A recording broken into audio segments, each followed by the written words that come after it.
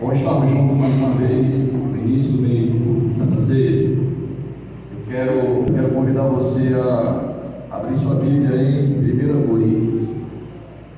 E é lá também que eu quero compartilhar o texto da palavra nessa manhã.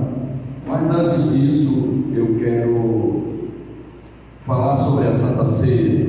E aí nós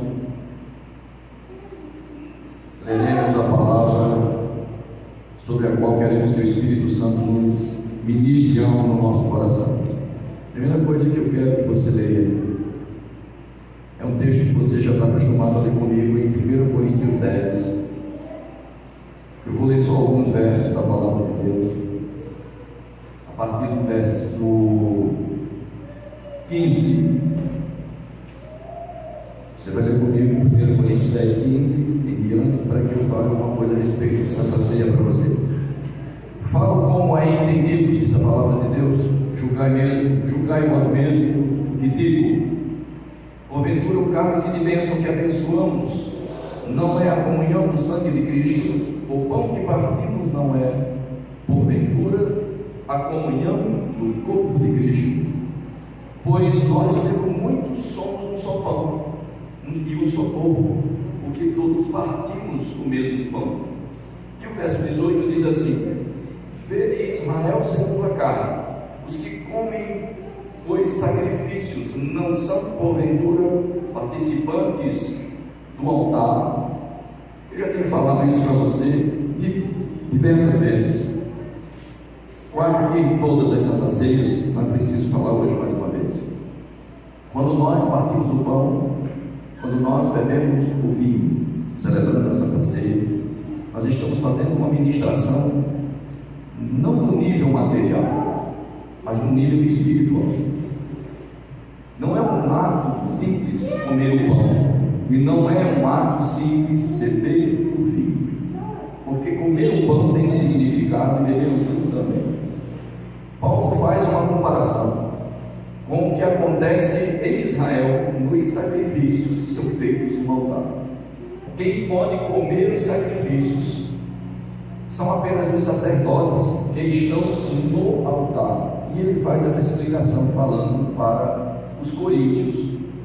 Na verdade, esse texto não é uma explicação sobre a Santa Ceia, mas quando Paulo fala para os coríntios terem cuidado com a idolatria, ele chega ao ponto de comparar a nossa Santa Ceia com os cultos de Israel, querendo com esses argumentos da Santa Ceia e do culto de Israel fazer com que o povo se distancie do culto idólatra.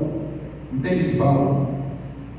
E eu quero me apropriar somente do que ele fala sobre a Santa Ceia, porque eu sei que você está suficientemente avisado a se envolver, a não participar dos cultos da idolatria.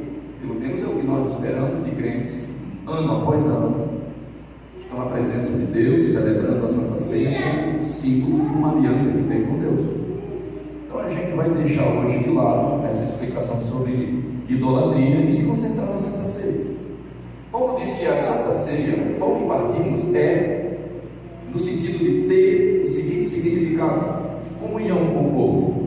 E você precisa entender, você que vai participar do pão, e comer o pão tem que trazer à sua consciência o entendimento claro que você tem comunhão com o corpo de Cristo, por isso come do pão. Entende isso? Você come do pão porque você tem comunhão com o corpo, você está ligado ao corpo. Você é como um dedo da minha mão, ele não está separado da minha mão. Você é como a mão no meu braço, ela não está separada do meu braço. Você é como o braço do meu corpo, ele não está separado do meu corpo. Aliás, se qualquer parte do meu corpo for tirada de mim, ela vai necrosar, vai secar e vai deixar de existir, não vai ter vida. Assim é nossa vida na igreja. Nós somos o corpo de Cristo, e quando nós comemos o pão, nós não estamos dizendo que tem comunhão com o corpo de Cristo no sentido do cadáver que foi sepultado, que às vezes a gente, quando faz a Santa Ceia, está fazendo a Santa Ceia lembrando da morte de Cristo, mas esquecemos que o cadáver de Jesus não existe. Ele ressuscitou, está vivo agora. Amém, queridos? E às vezes a gente come no pão achando que está mastigando partes do corpo de Jesus. Aliás, os judeus pensavam assim, quando ele disse que eu sou o pão que desceu do céu. Ele disse: como é que as pessoas vão conseguir mastigar esse homem? Esse entendimento limitado dos judeus, às vezes, está em nós na Santa Ceia. Porque nós, às vezes, pegamos o pão e achamos que estamos mastigando um pedaço do dedo de Jesus. Estamos mastigando a mão de Jesus. E não é nesse sentido que o pão que partimos é a comunhão do corpo. O pão que partimos é a comunhão do corpo no sentido da aliança que temos entre nós enquanto igreja de Deus. Quantos entenderam isso? E é preciso entender e viver isso, entende? Porque muitas vezes a gente compreende as coisas, mas não vive as coisas que compreende. Na maioria das vezes a gente tem o entendimento intelectual, mas não é espiritual nessa verdade. E no cumprimento, na compreensão intelectual, nós sabemos parte do corpo de Cristo, mas deixa eu ficar numa caixinha de gelo, enquanto eu não necroso, depois eu me junto e tenho comunhão com o corpo. Não é assim. O pão que partimos é comunhão com a igreja, que é o corpo de Cristo. E a comunhão com a igreja passa pela convivência, mas a convivência só se concretizará se barreiras sentimentais forem destruídas entre nós, porque às vezes nós não convivemos por causa das barreiras emocionais ou sentimentais. Nós temos rejeição contra algum irmão e com esse dedo, se a gente não se encontrar, é melhor. Compreende o que eu digo, sim ou não? Tem gente que está na igreja celebrando a Santa Ceia, mas ele é o dedo mindinho que não se junta com o dedo polegar. Não se encostar da chota. Eu não consigo tocar na almofada por aqui, dá um jeito, não nada não. Está compreendendo o que eu quero dizer com esses exemplos bem práticos? Ah, mas não estou conseguindo coçar essa parte do corpo com a mão. Então essa mão não precisa ter contato com todo o corpo, tem outro caminho. Amém? Procura outro caminho, porque a comunhão do corpo de Cristo é celebrada no pão que comemos. Está registrado isso? Vamos para frente. Paulo está dizendo isso aos Coríntios. Porventura, o pão que partimos não é a comunhão do corpo de Cristo? Aí você deve responder sim, e resolve os seus problemas. Você vai comer o pão, certo? Ah, pastor, ele ficou agora que eu tenho um problema de relacionamento dentro da igreja com alguns irmãos. Querido, resolve e se prepara para o inferno. Mas eu estou falando da realidade, querido. A gente resolve nossas pendências e se prepara para um destino que não vai ser muito agradável, porque Cristo morreu na cruz para nos fazer viver uma nova vida. Que nova vida é essa? Uma vida que a gente consegue transformar nossos sentimentos, nosso caráter, nossa visão de vida, para viver aquilo que Deus espera que vivamos. Então, o pão que partimos é a comunhão do corpo de Cristo. Se você não tem comunhão com o corpo de Cristo, revolta essa palavra. Eu não vou dizer a você que você, então não coma do pão, porque tem igreja que se a pessoa está com problema, se você está com problema entre os irmãos, não consegue liberar perdão, não consegue liberar amor, não consegue liberar suporte no seu emocional para conviver com essa pessoa, então você não ceia hoje, deixa para cear depois. Negativo, você tem que cear hoje, porque se Jesus voltar, você fica com os sentimentos que você tem. Então as coisas que você tem que identifica que está errado, você tem que resolver e cear. Ah, pastor, não vou cear hoje não. Acho que todo crente que quer ir para o céu tem que acabar com essa história que não vou cear hoje porque não estou bem. Se você não está bem agora, resolve, porque Jesus Cristo é o nosso advogado e Ele está aí para nos perdoar e nos fazer viver na presença dEle. Tem que ser assim. Estou com problema, não estou conseguindo resolver, Senhor. Eu estou com problema, não consigo resolver. Fala, tem coragem de falar. Sai da tua prisão emocional, sai da tua jaula emocional, porque tem gente que é um bicho trancado. Ele tem vontade de morrer, não morre porque pelas grades da jaula a boca não passa. Ele está nas prisões dele dentro de uma jaula, ele está contido por ele mesmo ali. E aí acaba que ele não se permite viver a liberdade de Cristo para ser solto, né? Cristo quer que a gente seja livre. Foi até o tema da conferência. A gente viver solto, expressando o amor de Cristo, a convivência. Comunhão do corpo de Cristo é a pergunta que você já respondeu sim. E se não respondeu sim, vai resolver na hora da Santa Ceia. Está tudo se resolver. O cálice que abençoamos não é a comunhão do corpo de Cristo? É ou não? Queridos, eu estou ministrando. Nosso irmãozinho ali, ele vai se comportar assim, isso é normal para ele. Você precisa ficar ligado em mim, porque ele não está me incomodando. Fica ligado em mim, amém? Ele está aí perto da mãe dele, algumas coisas incomodam ele, e ele vai reagir assim. Você olha para mim, esquece o que está acontecendo, porque esse é o corpo de Cristo. O corpo de Cristo é assim, amém? Para nós aqui, mano, fiquem tranquilos, eu estou tranquilo com relação a isso. Relaxa, acalente seu filho, nós estamos aqui ministrando a palavra de Deus. Não atrapalha, porque o Espírito Santo aqui nos guia.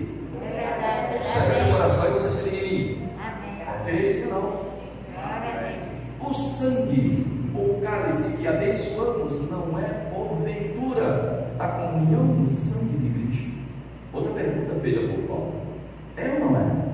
A resposta é sim. Então nós vamos beber o cálice, que representa uma aliança, uma união que nós temos com o sangue de Cristo derramado há quase 2000 anos atrás no Calvário em Jerusalém. E quando nós bebemos o cálice, nós estamos celebrando isso conosco. Olha, esse cálice é que eu tenho pacto com Cristo. Como quando você come o pão, esse pão é porque eu tenho comunhão, unidade com a igreja. Por isso, era isso que Jesus queria. E ele fazendo isso através de quê? Do que ele fez lá no passado. Sangue real e o corpo real foram entregues para que hoje nós celebrássemos essa unidade entre nós, que somos diversos membros, mas somos um só corpo. Amém? Amém. Agora tem outra coisa, só para a gente encerrar essa explicação, que a explicação já, como parece, o tempo da mensagem. Então eu vou ler só o texto da mensagem e o Espírito Santo ministra no seu coração. Vejam Israel. Então ele faz uma comparação. Israel natural, porque nós somos a igreja, e a igreja é a Israel espiritual. Então ele diz: vejam Israel segundo a carne, ou a Israel natural, a Israel da terra. Os que comem o sacrifício não são porventura os participantes do altar. Esse texto responde quem pode ou não ser água. Entende? Às vezes a pessoa pergunta: pastor, quem não é batizado pode ser água? Se a sua resposta for não, você vai ser agressivo, você está dizendo a verdade. Certo? Ou errado? Certo? Por causa desse texto. Esse texto Paulo está falando de Santa Ceia dentro de uma explanação sobre a idolatria. E ele diz assim: veja Israel, olha Israel como modelo. Quem é que come o sacrifício? A resposta é: os que estão no altar. E quem está no altar? Os sacerdotes. E quem são os sacerdotes do Novo Testamento? Aqueles que se aliançaram com Cristo através do batismo na morte, para nascer e viver em novidade de vida. A Bíblia diz lá em Pedro que é uma nação de sacerdotes. Vai ser sacerdócio real, uma nação santa, povo adquirido. Quem foi adquirido e se tornou nação santa, sacerdócio real, pode ser. E quem não fez isso, pastor? Eu não proíbo, porque eu não tenho condição. A Bíblia diz: examine-se, pois, o homem a si mesmo, e se coma deste pão. Lá em 1 Coríntios 11, verso 27. Porque qualquer que comer esse pão e beber esse cálice do Senhor indignamente, será culpado do corpo de Cristo, será culpado do corpo e do sangue de Cristo. Examine-se, pois, o homem a si mesmo, e assim coma deste pão e beba deste cálice. Porque o que come e bebe indignamente, come e bebe para a sua própria condenação, não discernindo o corpo do Senhor. É por causa disso que há entre vós muitos fracos, doentes e muitos que dormem. Porque se nós julgássemos a nós mesmos, não seríamos julgados, mas quando somos julgados, somos repreendidos pelo Senhor para não sermos condenados com o mundo.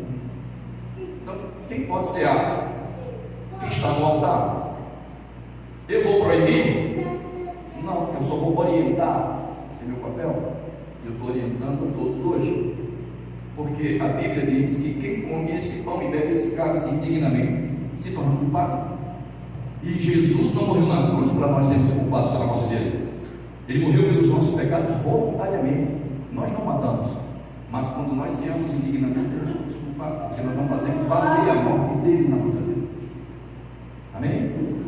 Fica isso claro? Então você se examina, exame pessoal, particular. Você faz, você olha a sua vida. Ah, pastor, examinei minha vida, agora eu acho que não estou com condição de ser não. Lembra do que eu falei no início, né? Resolve. Aí quando eu chegar em casa, eu falo com Jesus. Jesus está aí. Compreende isso? Vai falar com Jesus em casa, você está aqui. A Bíblia diz: não tiver 2 ou 3 reunidos em meu nome, eu estarei no meio deles. Que problema você tem que não pode agora curvar a cabeça? Ou nem curvar, porque se curva a cabeça agora, não ninguém pergunta com problema. E aí, o corpo de Cristo é assim. E não vai modificar isso nunca, porque nós estamos em um processo de aperfeiçoamento. Então, às vezes você nem levanta, nem fecha os olhos para não dar pista, né? E o olho aberto mesmo, você se desliga de mim e começa a dizer: Senhor, estou resolvendo agora o meu problema. negociar na tua presença, com a consciência pura, limpa, que o Senhor é meu advogado, meu perdão.